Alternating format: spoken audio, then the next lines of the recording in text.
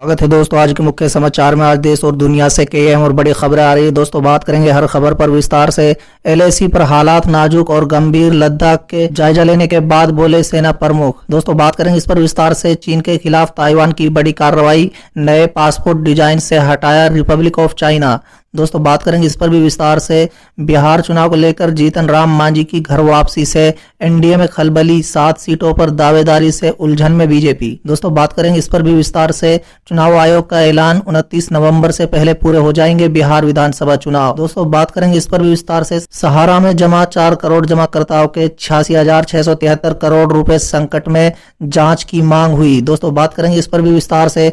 बिहार चुनाव को लेकर महागठबंधन का फॉर्मूला तय, कांग्रेस को मिलेंगी कितनी सीटें, बताएंगे ये भी। भारत चीन तनाव के बीच शी जिनपिंग ने दिया बड़ा बयान। दोस्तों बताएंगे क्या कहा है शी जिनपिंग ने। योगी सरकार की नोटिस को संजय सिंह ने फाड़ा, कहा धमकियों से नहीं डरने वाला। हरियाणा सरकार अंतर्राज्यीय रूटों पर बसें चलाने को तैयार, 5 राज्यों को भेजे प्रस्ताव। डॉक्टर कफील खान ने जयपुर में सुनाई आप बीती, कहा यूपी से कुछ दिन रहूंगा दूर, प्रियंका गांधी ने की है मदद। तो चलिए दोस्तों देख लेते हैं आज की पहली बड़ी खबर।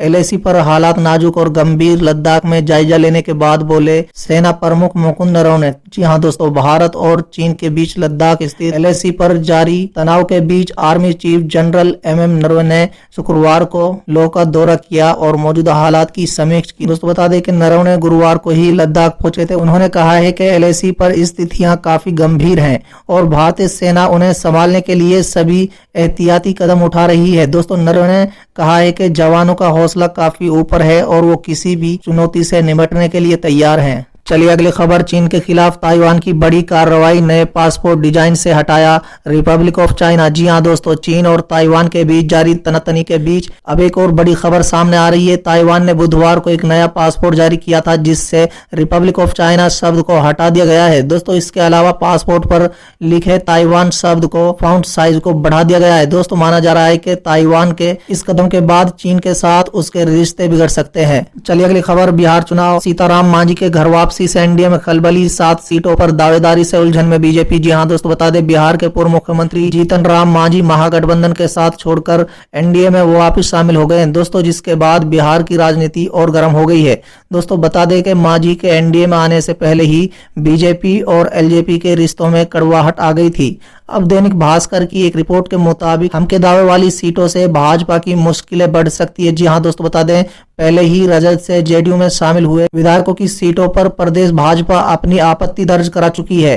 अब मांझी के साथ भी पेच फंसता दिखाई दे रहा है। दोस्तों वैसे तो मांझी बिना शर्त एनडीए में शामिल हुए हैं, लेकिन रिपोर्ट के मुताबिक हम के नेता 7 से 8 सीटों पर अपनी मजबूती की दावेदारी मान रहे हैं। दोस्तों हम सेकुलर के नेताओं की माने तो उनकी संभावित 7 सीटें और जेडीयू में रजत से आए 7 विधायकों की सीटें, यानी कुल 14 सीटों में से कम 10 पर भाजपा और लेजपा से अनबन की नौबत आ सकती है। दोस्तों मांझी के एनडीए में आने से जेडीयू बेहद खुश है, पार्टी ने उनकी बेहद तारीफ भी की है। चलिए अगली खबर। चुनाव आयोग का बड़ा ऐलान, 29 नवंबर से पहले पूरे हो जाएंगे बिहार विधानसभा चुनाव। जी हां दोस्तों, बता दें भारत निर्वाचन आयोग ने कहा है कि बिहार विधानसभा चुनाव की तारीखों का ऐलान सही समय पर किया जाएगा। दोस्तों बता दें कि आयोग बिहार चुनाव के समय पर ही 65 सीटों पर उपचुनाव भी कराने की तैयारी में है। दोस्तों चुनाव आयोग के मुताबिक बिहार विधानसभा चुनाव को 29 नवंबर 2020 से पहले ही पूरा करना है। उसी समय के आसपास विभिन्न राज्यों के 64 विधानसभा और 1 लोकसभा सीट पर उपचुनाव कराया जाएगा। दोस्तों बता दें कि वर्तमान बिहार विधानसभा का कार्यकाल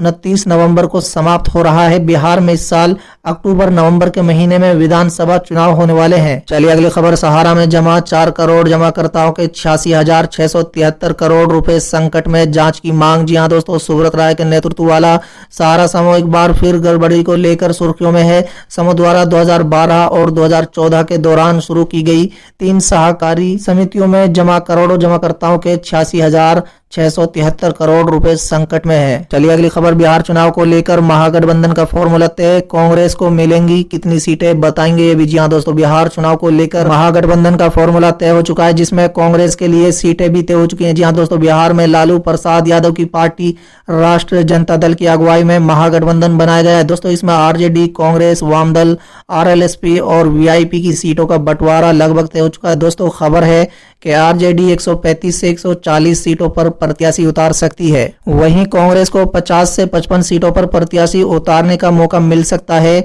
और आरएलएसपी को 23 से 25 सीटें दिए जाने की बात कही जा रही है। दोस्तों इसके अलावा सीपीआई एमएल को 5 से 10 सीटें दी जा सकती हैं, वहीं सीपीआई को 3 से 5 सीटें दी जा सकती हैं और सीपीआईएम को 2 से 3 सीटें दी जा सकती हैं। दोस्तों बता दें मुकेश सहनी की पार्टी वीआईपी को 8 से 10 सीटें दी जा सकती हैं। हालांकि कांग्रेस के वरिष्ठ नेता लगातार मांग कर रहे हैं कि वे 70 से 80 सीटों पर प्रत्याशी उतारना चाहते हैं। चलिए अगली खबर, भारत चीन तनाव के बीच शी जिनपिंग ने दिया बड़ा बयान। जी हां दोस्तों, चीन के राष्ट्रपति शी जिनपिंग ने कहा है कि देश में कम्युनिस्ट पार्टी के शासन के तहत राष्ट्र की कार्यप्रणाली बदलने की किसी भी कोशिश का उसके सभी 140 करोड़ नागरिक प्रतिरोध करेंगे।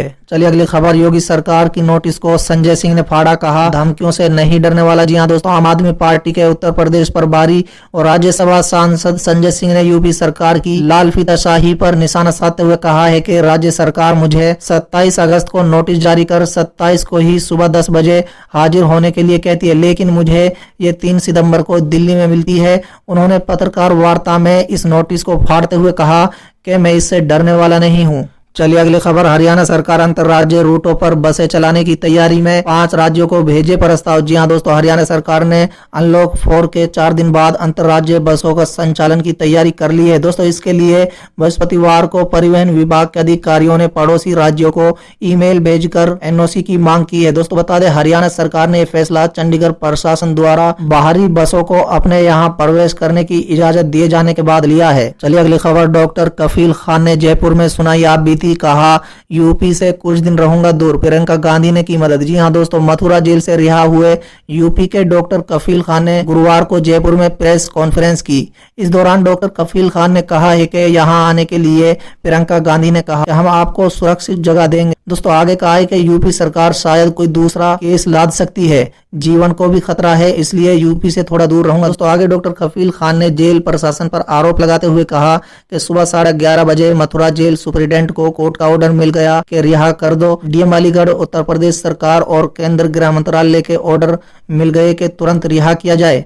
इसके बावजूद रिहाई नहीं की गई। डीएम कहते रहे कि मैं लखनऊ में बैठे लोगों का ऑर्डर मानूंगा, मैं चीफ जस्टिस का ऑर्डर नहीं मानूंगा। और मुझे रात को 11:55 पर जब डेडलाइन खत्म होने वाली थी उस वक्त छोड़ा गया।